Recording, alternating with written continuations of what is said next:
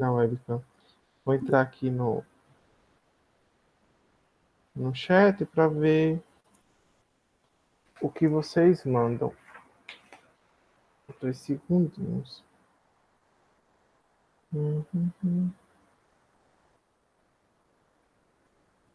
Que eu sempre entro no.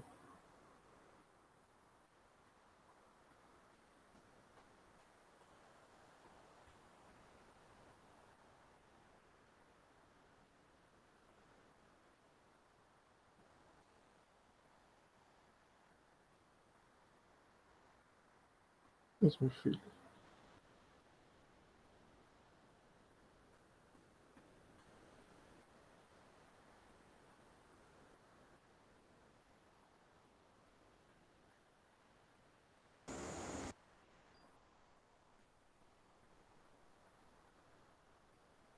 Pronto.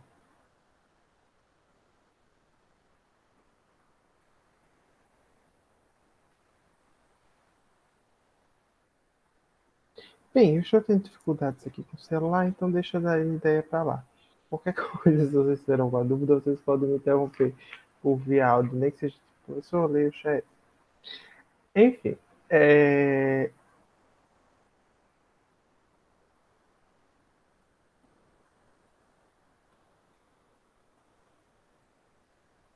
não estou conseguindo ver as mensagens. Acho que o celular termina notificando. Vamos lá. Hoje a gente vai falar de algumas formas, digamos assim, de repensar a arte, não é? Vocês reparam que a arte ela vai vivenciar mudanças de acordo com o seu momento histórico. E, então hoje a gente vai falar sobre arte conceitual, arte interativa, o grafite e um pouco de neoexpressionismo, tá? A arte conceitual, como o nome já está dizendo, ela parte de um conceito. Ela vai se importar muito mais com o aspecto da ideia por trás do que está sendo feito do que propriamente o senso estético. E é por isso que é muito criticada. Se a gente vai ver o que é a construção do que é arte durante a história, é, a gente se apega muito ao modelo greco-romano, né? Que é muito a base do senso estético da nossa sociedade. Tudo baseado em proporções, enfim, da perfeição, da semelhança, da harmonia de formas. É, eu tive uma professora que ela sempre falava, ou a arte, ela, né, ou o momento, gente, como é que eu posso... Ou a escola é que, enfim, os momentos, expressionismo, impressionismo, é porque eu estava na cabeça escola literária.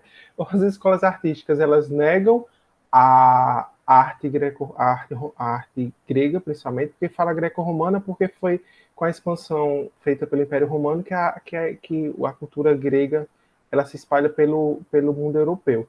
Mas a base é grega, ou vai negar ou vai dar suporte. Ela sempre, por exemplo, quando você vai falar da arte, do humanismo, do de base humanista, de base do Renascimento, ela vai se reapropriar da arte grega. Se você vai ver os movimentos dadaístas, é, alguns que questionam o modelo de arte, ele vai se afastar. É basicamente culto à forma ou não culto à forma. Né? A gente fica indo e vindo nesses momentos históricos. E a arte conceitual, ela dá um chute, digamos assim, no pau da barraca. Ele pega e fala, poxa, bora repensar o que é tudo isso. O pessoal fala muito que a arte conceitual ela se populariza e se estabelece mais assim com uma quantidade maior de artistas ali pela década de 60 e 70. Mas quando você vai ver alguns elementos do dadaísmo, por exemplo, e alguns outros movimentos contestatórios do que de padrões estéticos, você já vai ver que tem artes que são muito mais suportadas pela ideia do que pelo senso estético. E é justamente isso que causa incômodo, porque são aquelas peças e são aquelas obras que a pessoa olha e fala. Muitas pessoas falam, isso é arte? Pelo amor de Deus, faça uma coisa melhor. Mas ao repensar, às vezes, que é importante, o ineditismo, porque eu vou falar justamente, usar como o exemplo máximo, uma das consideradas primeiras obras conceituais, que ainda é do movimento dadaísta, que inclusive eu vou falar muito dele hoje, que é Duchamp. Duchamp, ou Duchamp, se escreve Duchamp.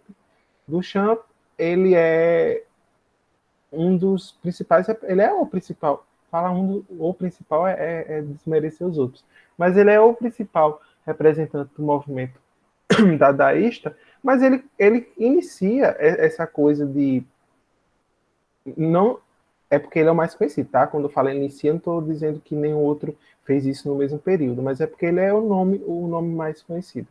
Ele inicia essa coisa de repensar a obra pelo conceito.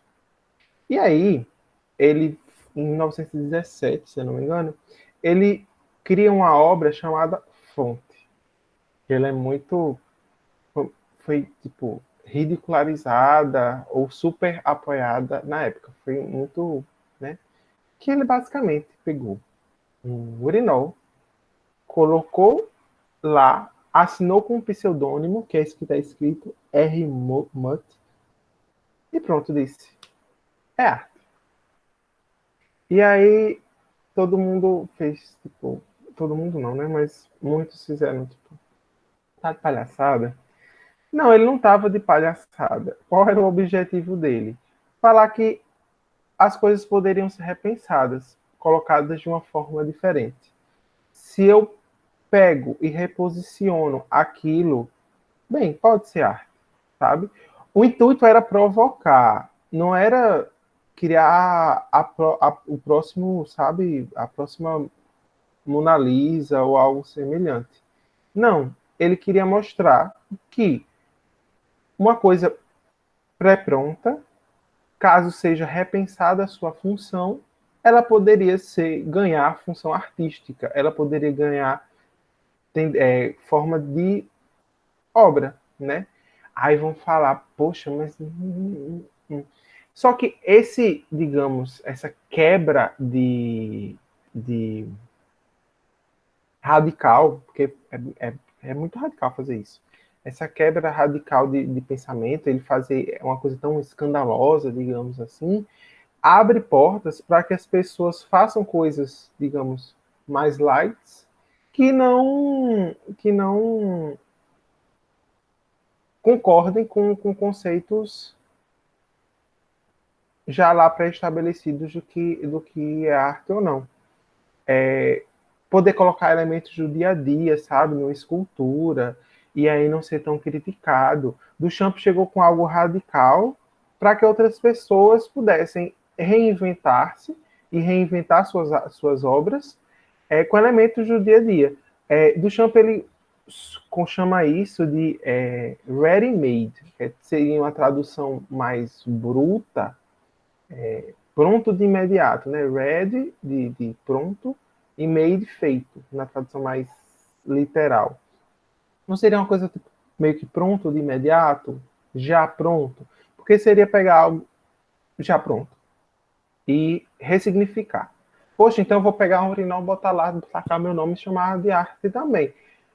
Alguém já fez, alguém já quebrou essa barreira, então não vai funcionar. É tipo a porque a semana de arte moderna aqui no Brasil, que chegaram e fizeram uma coisa totalmente, quebraram totalmente a lógica do que era o belo para a estética literária e também de outras formas de manifestação artística.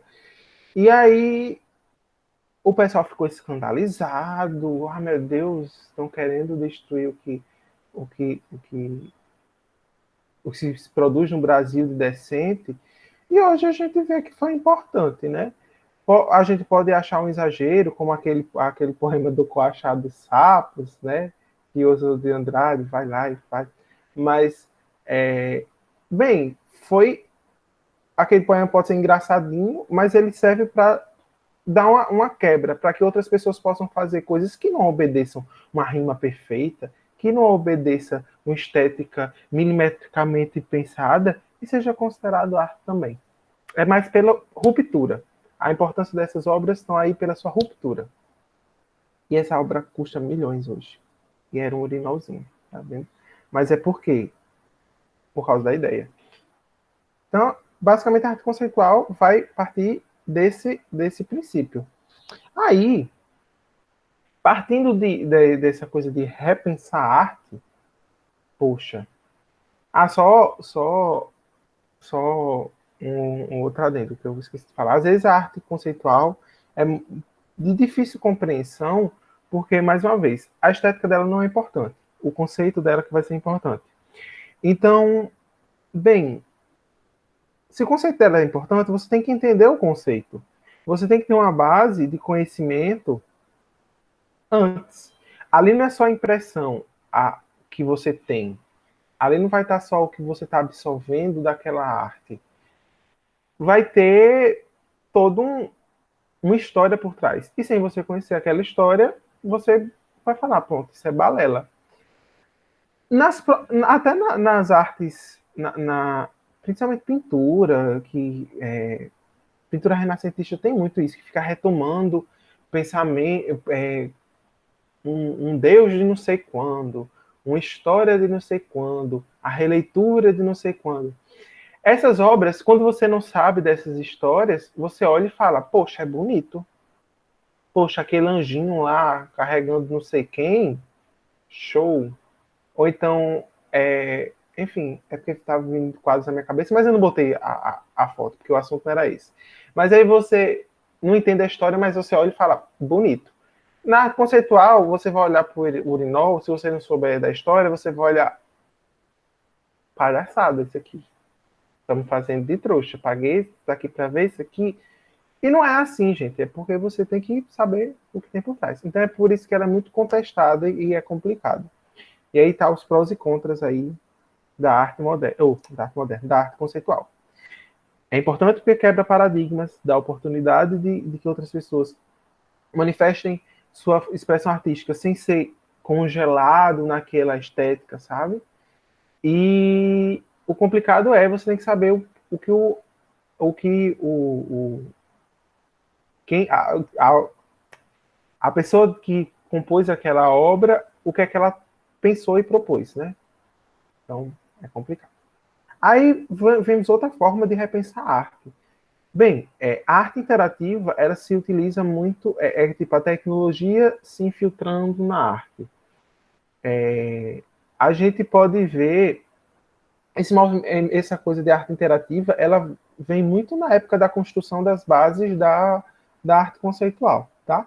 Se vocês, e do dadaísmo, por exemplo, ele ali é do início do século XX, mas aí ele dá base para a arte conceitual que se populariza ali na década de 60, 70.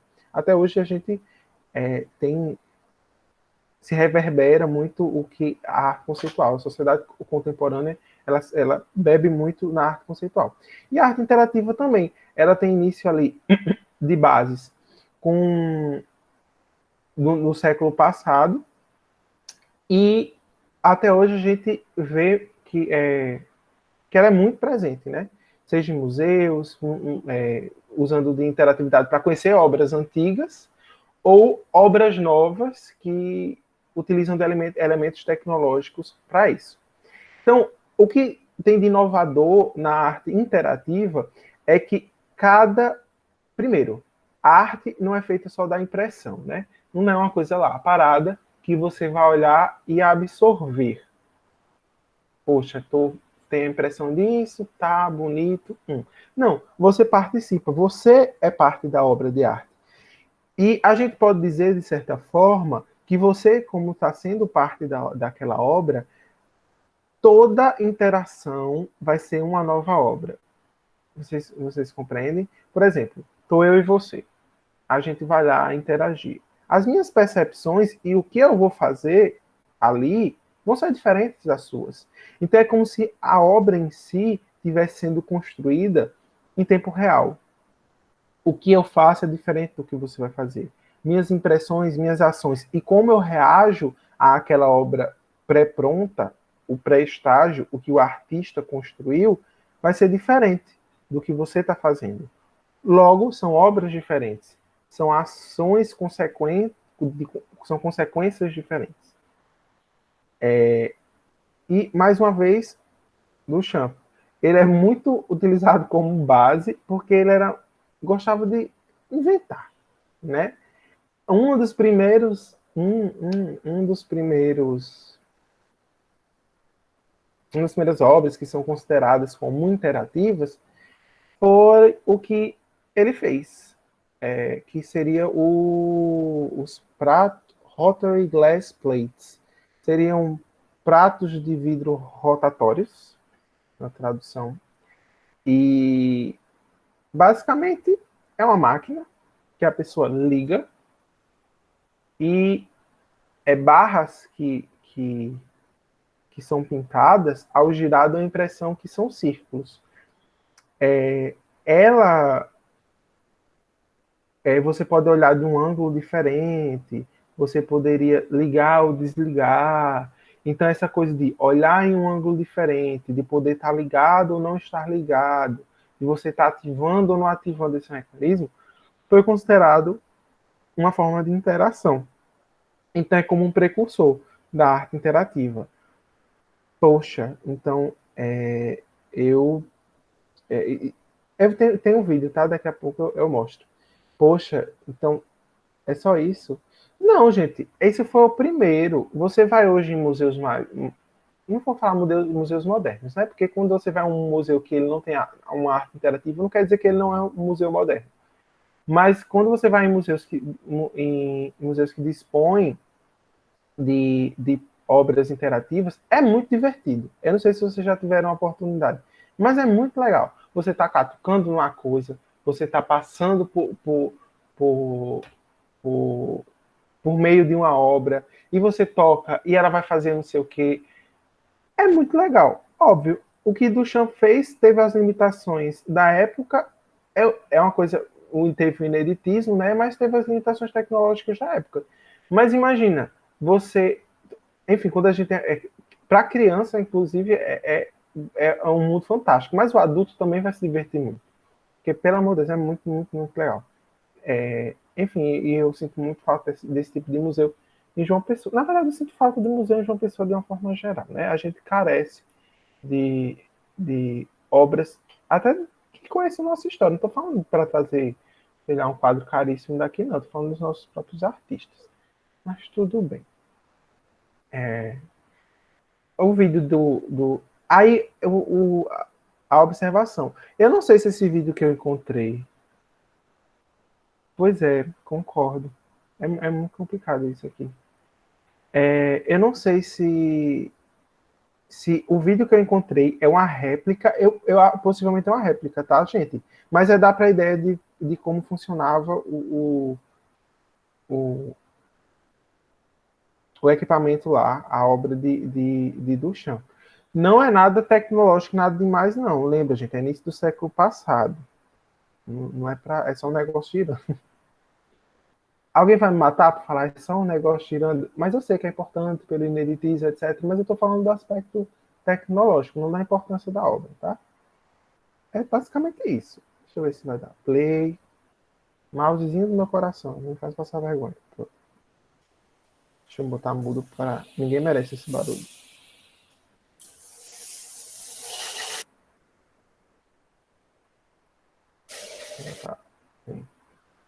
É basicamente isso. Qual a diferença fantástica? Bem, você que estava ativando ou desativando o mecanismo, eu não tenho certeza se isso é original ou uma réplica, tá, gente? E aí você poderia, ao olhar pelo. Eu espero que esse seja o vídeo. porque eu tinha visto dois. Ao você olhar pelo lado,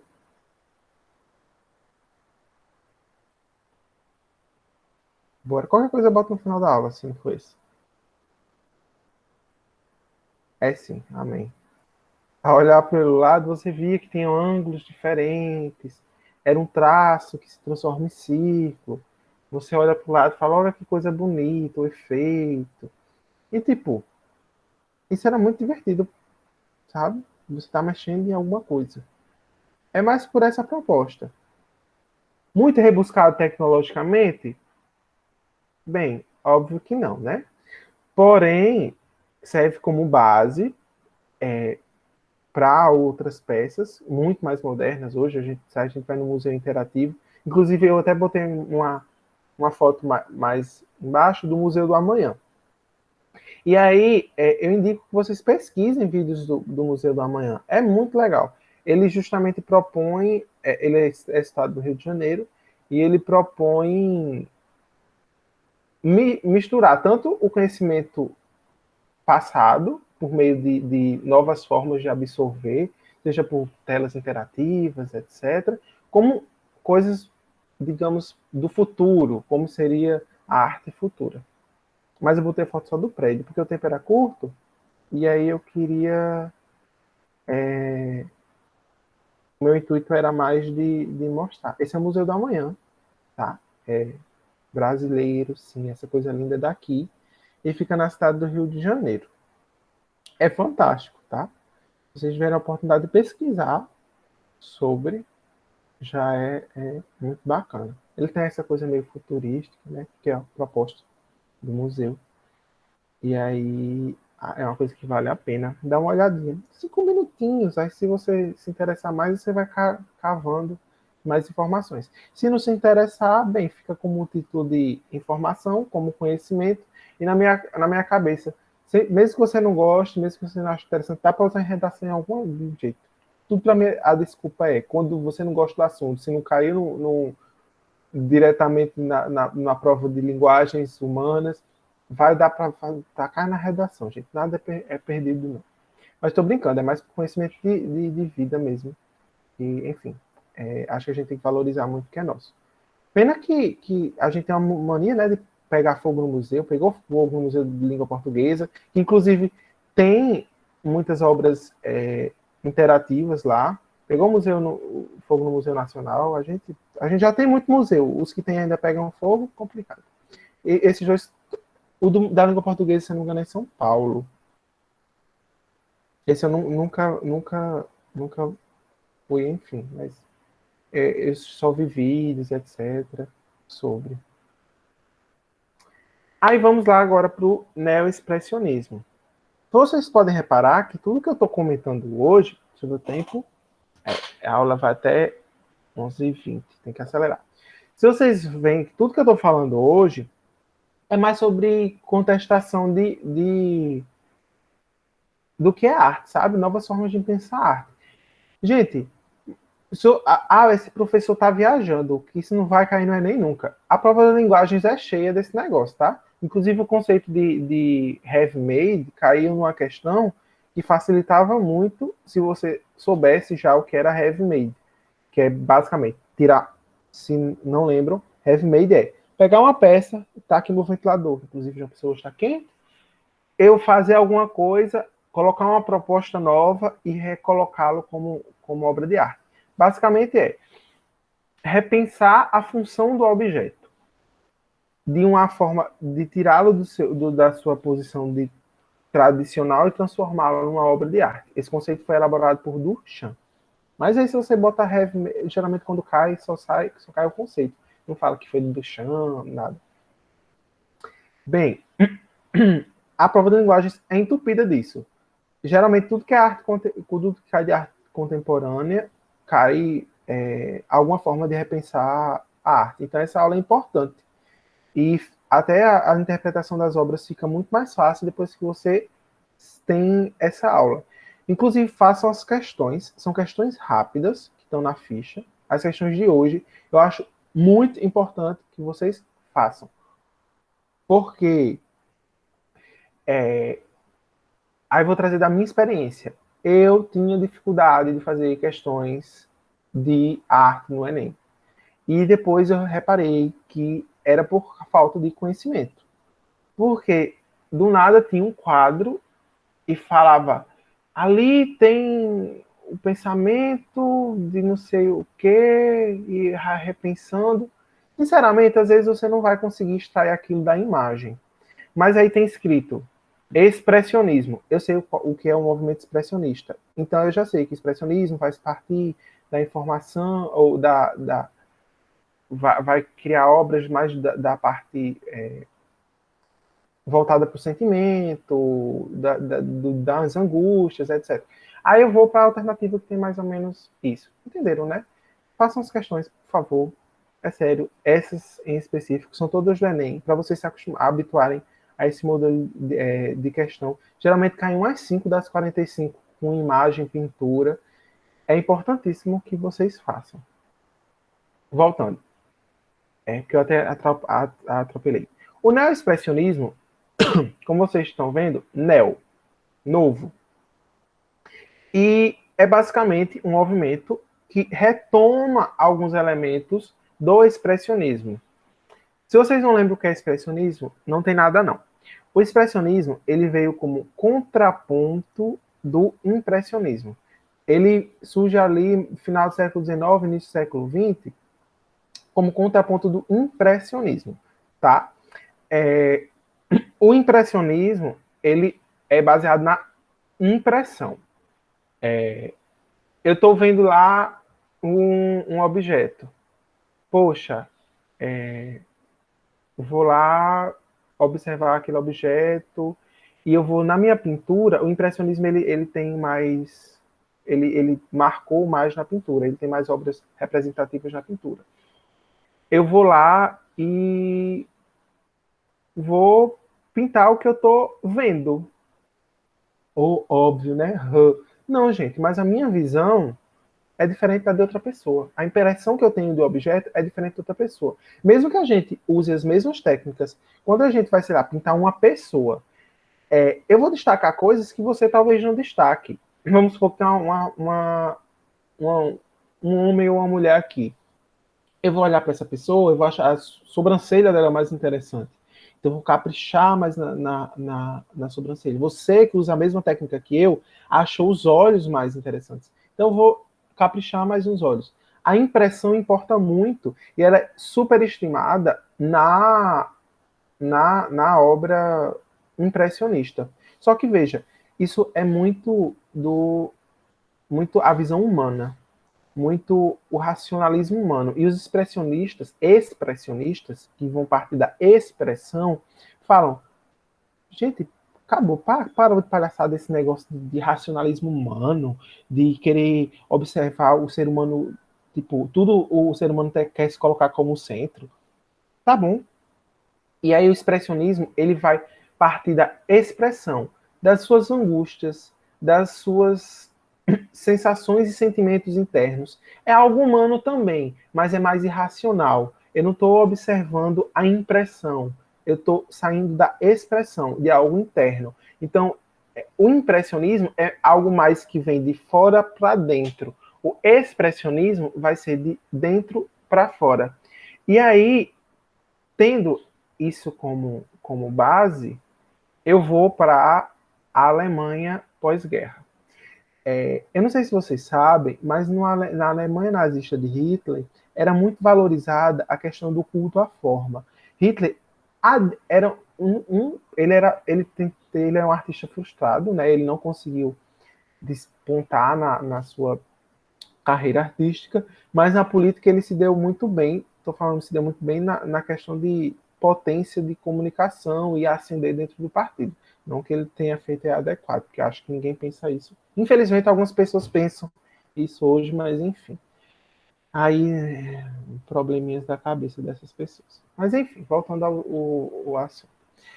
E ele valorizava muito a estética, o culto à forma, né? Digamos, a arte com base greco-romana, o belo, o perfeito. Inclusive, isso é das bases da eugenia, né? Buscar a perfeição dentro da genética humana, dentro da raça perfeita. E ele vai e transpõe isso para a arte. Então, quando a Alemanha, a guerra acaba, a Alemanha perde, está um caos social, político muito grande na Alemanha, essas pessoas vão se utilizar da arte para repensar o que o que é arte.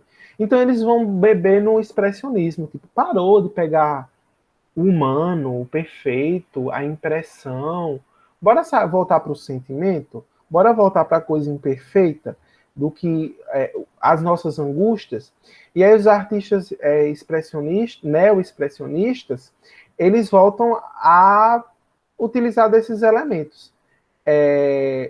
Esse é o quadro à esquerda, é a obra O Grito, e é um dos elementos, meu Deus, eu esqueci o nome da outra, gente. Mas eu pesquiso e mando no chat. Ele. Calma, vou retomar, que eu me senti culpado por ter esquecido o nome. Enfim, o Grito ele é do expressionismo, tá? É clássico, todo mundo conhece. É uma obra extremamente popularizada, inclusive. Lembrada da indústria cultural. Mas é uma obra extremamente popularizada. E aí, os neo-expressionistas, que é um movimento que surge na Alemanha, ele reverbera em outros cantos do mundo, tá? Tem até no material de vocês. Mas aí, ele surge justamente de retomar a coisa do sentimento, das nossas angústias. Pronto. Aí, o último assunto de hoje, não vou aprofundar. Ficou bem compreendido esse neo-expressionismo? Esse cair no Enem, você sabendo o porquê o neo-expressionismo existe, às vezes, imagem, etc., você termina pulando, porque às vezes você não consegue interpretar, questão de tempo, e nas questões mesmo você vai ver, vai relacionar logo a problemas sociais, o voltar ao sentimento e às angústias humanas, e o pós-guerra alemão. Ficou tudo ok nesse sentido? Acho que sim. Eu nem tô vendo as mensagens. Deixa eu ver se tem alguma mensagem. Aqui. Um dos crânios de Basquiat. Eu não sei. Eu acho. Eu não. Eu acho que essa obra é americana, não é alemã. Eu acho que. Eu não tenho certeza se é dele. Eu tô em dúvida. Aham. Deixa eu olhar.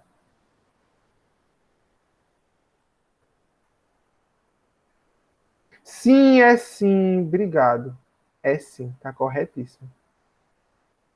Muito, muito, muito, muito obrigado.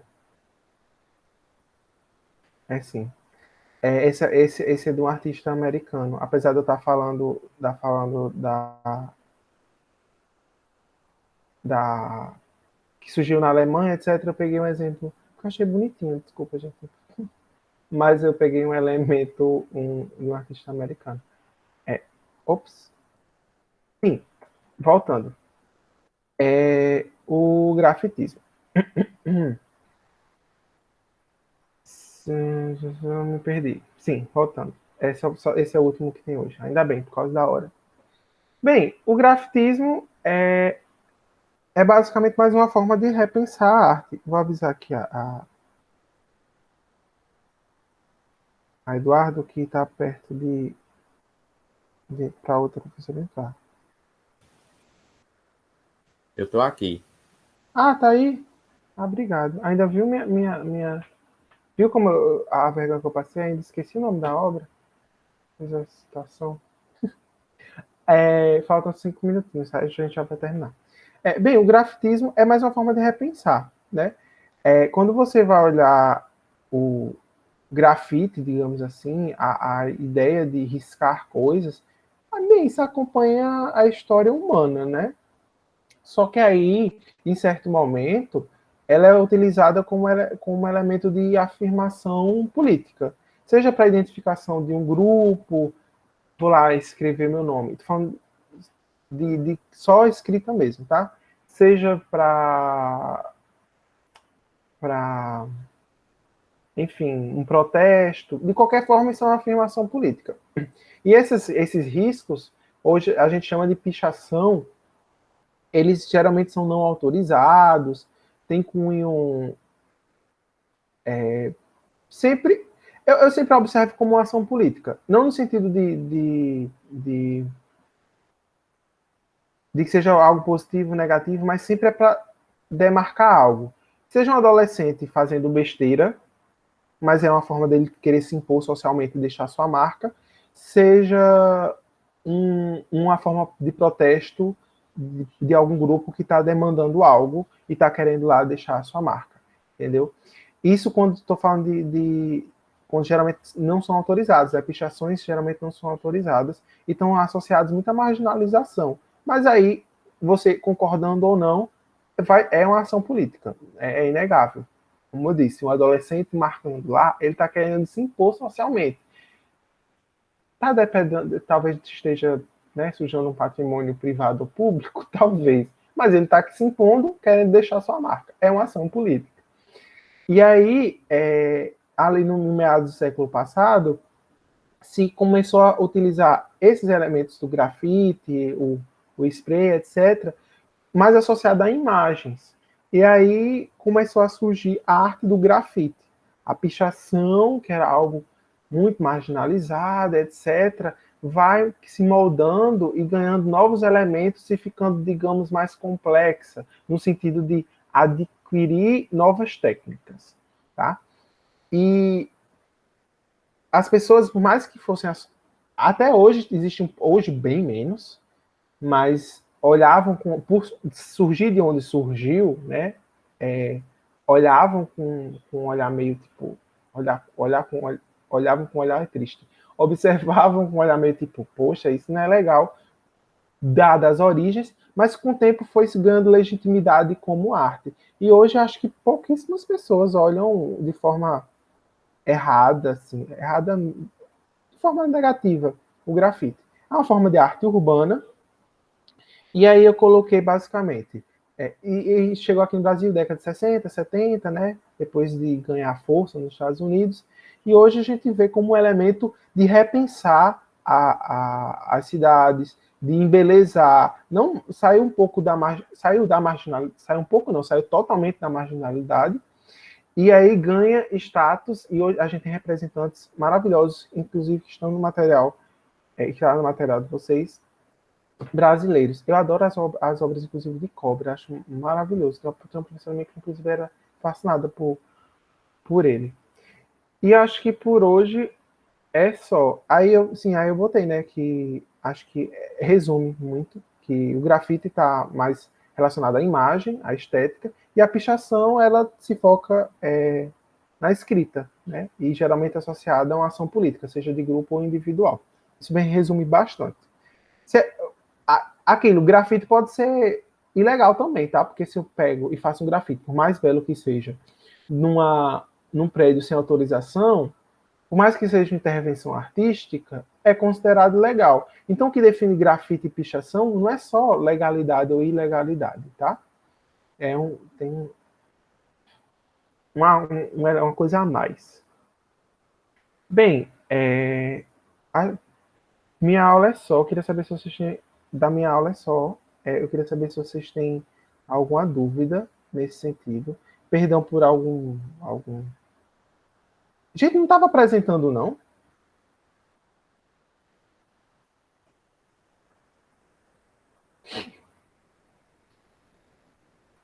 Tava. Ah, tá.